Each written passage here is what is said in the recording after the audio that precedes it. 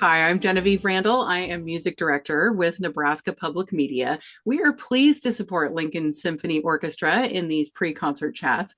Of course, some LSO concerts are recorded and then broadcast on our statewide occasional series, Nebraska Concerts, which has a refresh and a Now at new a new time. time. Now at a new time, 11 a.m. Central on Fridays, and hosted by Laura Black, longtime broadcaster in Nebraska. Oh, So wonderful. it's great to have those concerts on Nebraska Concerts. And I am joined for this first chat of the season by Executive Director Barbara Zach Lee, and of course, our music director, Maestro Ed Polachek. It is great to see both of you here. Welcome It's back. great to see you. This is just so To be awesome. here. Thank you. It's so So, much fun because I was just going to say it's so much fun because there's so much excitement at the beginning of every season. And this is a special season, as is every season. And it's a great concert coming up. And I feel really privileged to be here with Barbara and with you, Genevieve. oh, thank you. Well, this This is is going to be always the time of year when little kids get their new shoes to start the school year. And I right. think we need to ask our orchestra members, do they get a new something to start the symphony season? Ed, do you? You have Oh, your I always have. traditional cufflinks, your traditional, but do you get anything new at the beginning of the season? I did this year. I got a Oh, crown. okay, great. Not for my head, for one of Oh, my molars. oh, that's much less exciting. Well, but I'm probably going to have more crowns than the royal family in England by the time it's all over. But that's the Oh, way it is. Did you, Barbara, did you get something new for the season? nothing. Nothing. Oh my goodness. I need to go shopping, it appears. Apparently so. Something the back, not the back to school clothes, but the back to orchestra season clothes. Yes. Well, this is a fantastic one to start on, depending on when viewers are seeing our pre-concert chat here. Just as a reminder, this is coming up on Friday, September 5th at 7:30 p.m. at the Lead Center. And 19th, 19th. 19th. This is coming up on the 19th at the Lead. Otherwise, we've all missed it already. Yeah, Yeah. right. That is true. Oh, not after all this work. Oh my God. I know, right? Right. So sorry. So sorry. It's always fun when you typo in the middle of a thing like this. Anyway, so, and a full lineup of dances in this program called Pulse and Panorama. So let's begin here with talking about these dances. They're a very celebratory way to have a concert. It's long been closely tied to music making, but we've got very contrasting pieces here with pieces that are all by either 20th century or 21st century composers. The Coincident Dances by Jesse Montgomery, the Symphonic Dances from West Side Story by Leonard Bernstein, and the Symphonic Dances by Sergei Rachmaninoff. I want to kind of go backwards and start with the Rachmaninoff here. What might be pieces like this before Rachmaninoff that would inspire Rachmaninoff to pull together what seems to me kind of like a fantasy suite, like a Baroque suite of dances, but it's Rachmaninoff? I think that's a good analogy actually, because I think every period of music tends to go back to pieces that are pretty spectacular or have gained popularity within their audiences over the years, whether it's in the Baroque or the classical era. Many composers did it. Mozart in his operas, and later on, many composers in their operas who have then made other suites, you might say, or more concise introductions for that particular piece of music. And it goes on in through the 19th century, 20th century, and now in the 21st century. And if I can tell a little tale on Ed, we had to actually put a limit on the number of dances we could include on this concert because Ed would have had us there till midnight because he was thinking all the way from Bach and Mozart. Like he was dreaming. He was like, we could do this, we could do this, we could do this suite, we could do. How can you talk about dance with? So we really did have to limit this program. So it's nice, like to hear those influences in the Rachmaninoff. Oh, It's that's true. I mean, think about, the ballets throughout opera, particularly from the period of Mozart and Haydn. And when Mozart, I'm sure most of our listeners have seen the movie Amadeus, when the emperor said, well, he had forbade uh, uh, the idea of ballet within an opera. And of course, that didn't make any difference to Mozart. He went right ahead and composed his opera that included a ballet. And then there was this whole scene that had to take it out of the opera. And it's actually a very, very funny scene. But I think that when you think about it, from the beginning of time, perhaps the first instrument was the voice. And I think that putting the idea of either chanting or singing or making noise with the voice led to movement within the body, which of course was inevitable to lead into dance. And so right from the start, melody and rhythm took over what music was going to be all about. And that's why I find it so fascinating to put a program like this together. It does open with the 21st century piece, and then goes to Bernstein, who was also in the 20th century, but now we're in and Rachmaninoff. But you um, asked about Rachmaninoff, and I was fascinated by this piece. I have been for many years. It's a very challenging work, so it took me a while to have the courage to actually come up and say we're ready to do something like this of incredible scope. Most of our listeners also, and most of our audience would know the music of Rachmaninoff, and even if you don't know much about classical music, you've heard his melodies, whether it's from a second piano concerto or Rhapsody on a Theme by Paganini, his second symphony. They become so popular. This particular work was his final major work that he did, and it's a major symphonic work. Um, Interestingly, the instrumentation for the Rachmaninoff and the Bernstein are almost identical. Um, the idea of what the pieces are all about are completely different, because the Bernstein is very based on his excerpts, his dance music from the musical West Side Story, whereas Rachmaninoff, who composed this piece while he was in America, and he had a kind of nostalgia for the old Russia. And he, like Burns, and I'm going to say even to some extent, although I don't know Jesse Montgomery, um, uh, Rachmaninoff was fascinated and very much influenced by his heritage, not just the Russian heritage, but his connection with the Eastern Orthodoxy or the Russian Orthodox Church. So you will hear the very famous Dies Irae from the ecclesiastical chant in this, like as he's done in others of his work.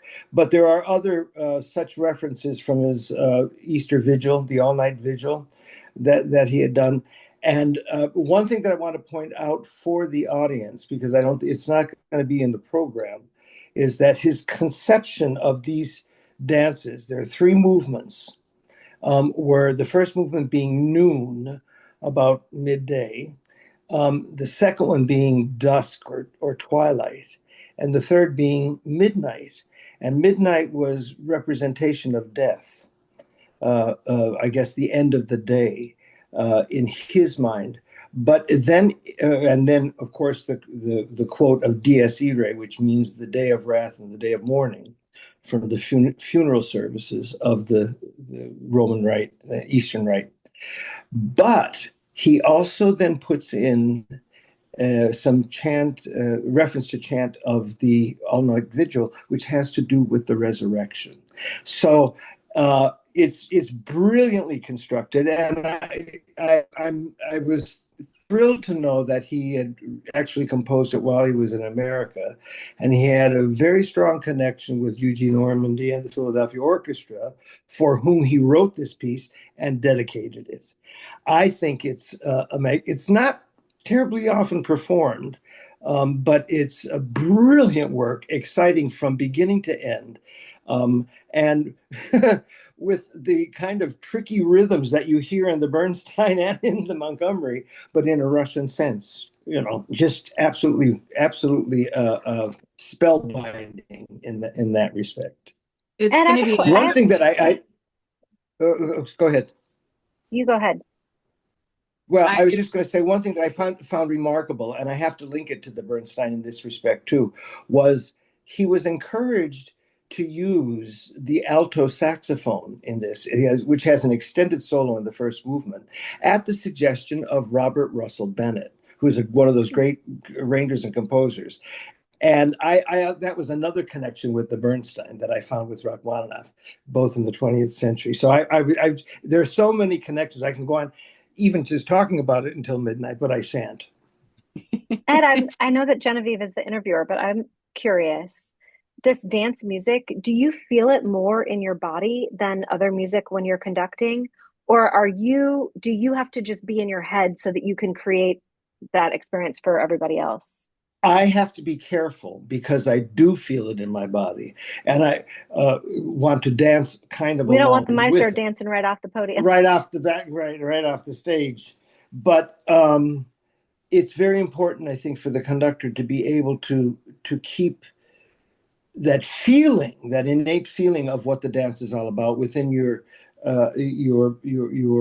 heart and your mind and your pulse, but be very clear with the orchestra so that they have something to hang on to with your beat, and there's no confusion about where that's going. Because if you start doing all of this stuff with it could easily fall apart. It's somewhat similar in a way, Barbara, to the way you have to be careful as a conductor not to get terribly emotional in very incredibly emotional pieces of music, because you can very easily lose it and the orchestra won't know where you are, and in fact you yourself won't know where you are either. So I try to keep it in front of me, but the you're absolutely right, that inner sense of rhythm and movement it's so contagious, it's incredible.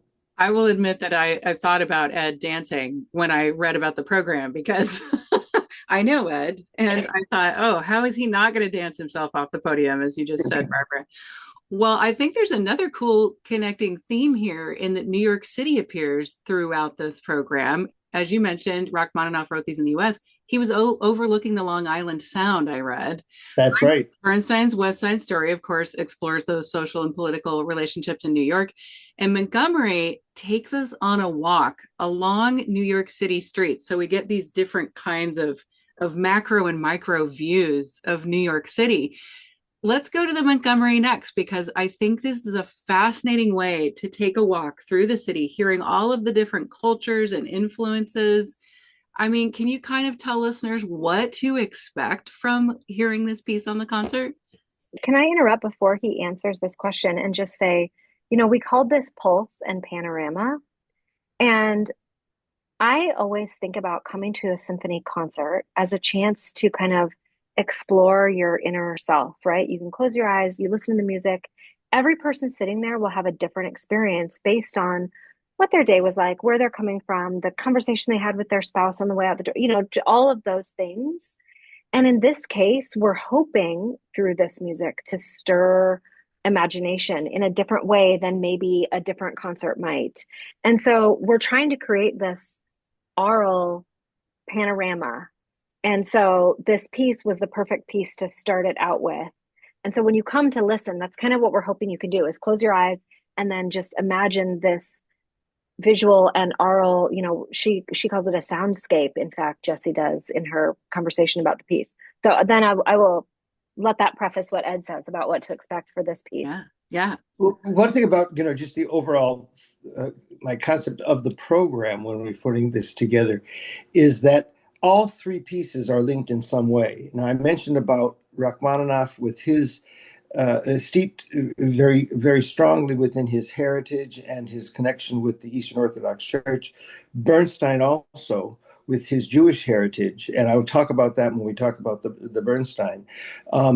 And Jesse Montgomery, who was born in New York City and is of African American heritage, having the influence of her father and other teachers of the whole idea of what African American music, the kind of impact that it has had on current day music, and the influence that it had on even yesteryear music in the early or late part of the 19th century into the early part of the 20th century.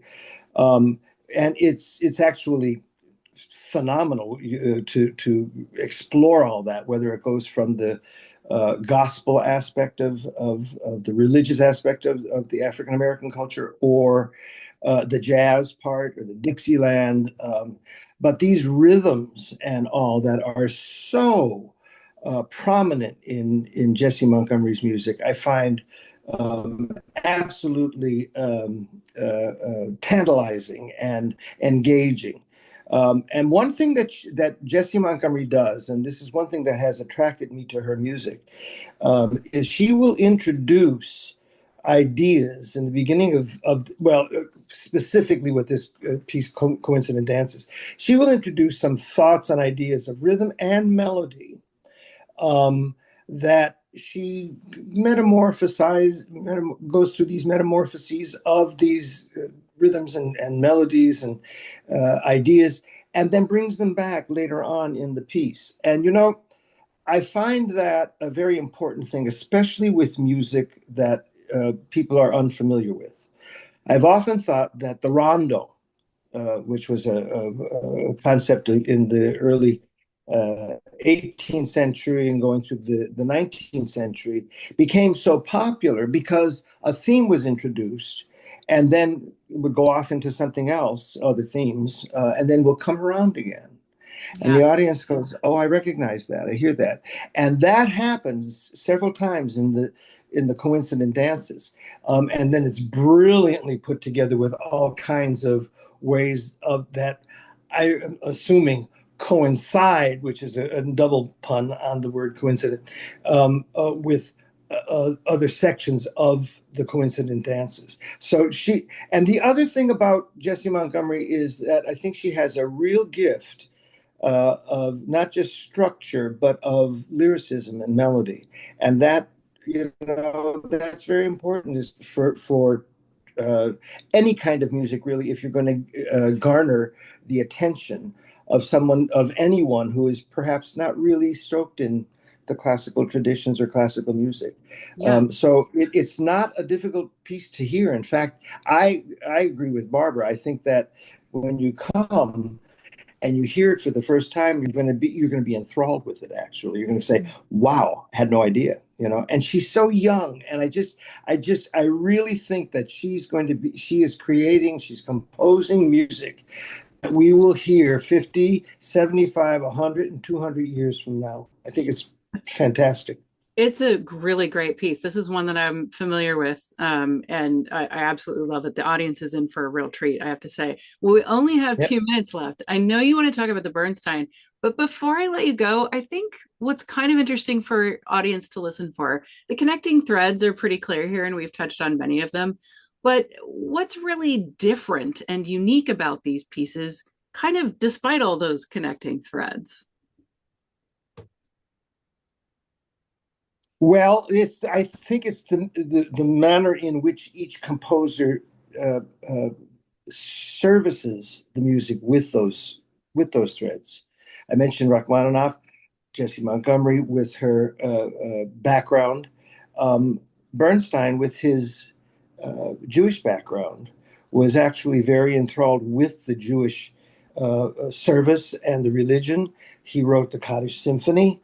Um, and what I find, I mean, I could talk at length about what's so fabulous about the West Side Story, but it doesn't really need any explanation. What I think is incredible is that the very beginning of these dances opens with just a three-note theme. And it's from G to C, and then from C to F sharp. So you get ba, bum, bum, bum. And those are the three notes of the sounding of the shofar in the high holy days on Yom Kippur, which are coming up, very, very shortly. So you hear ba ba bum, and that is throughout. Maria, da di da. I mean, he just takes it, so he wasn't just.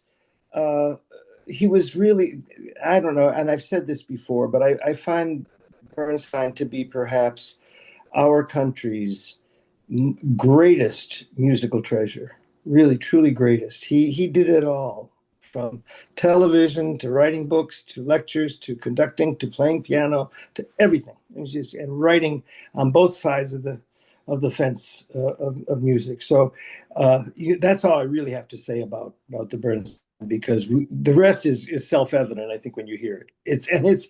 It's such beautiful stuff. I mean, all of three pieces of this. I'm going to be very sad when it comes to an end at the end of the concert on, just because I want to do it again and again and again, because it's such great music. It truly is. The rhythms in that too. Boy, howdy. Yeah. There's Oh. there's there's lots going on. It's just amazing. Oh, I wish we could talk forever. This is so much fun. You guys, the Lincoln Symphony Orchestra, it's a treasure of our community here. So, as we're Oh. talking about treasures in music, thank you so much, Barbara Zockley, our executive director here of Lincoln Symphony Orchestra, Edward Polachek, the music director and maestro of this concert called Pulse and Panorama. Three great pieces with approaches to dances in different ways. The Coincident Dances by Jesse Montgomery, the Symphonic Dances from West Side Story by Bernstein, and the Symphonic Dances by Sergei Rachmaninoff. September 19th, depending on when you're watching this, is when that concert is coming up at the Leeds Center for Performing Arts at 7:30.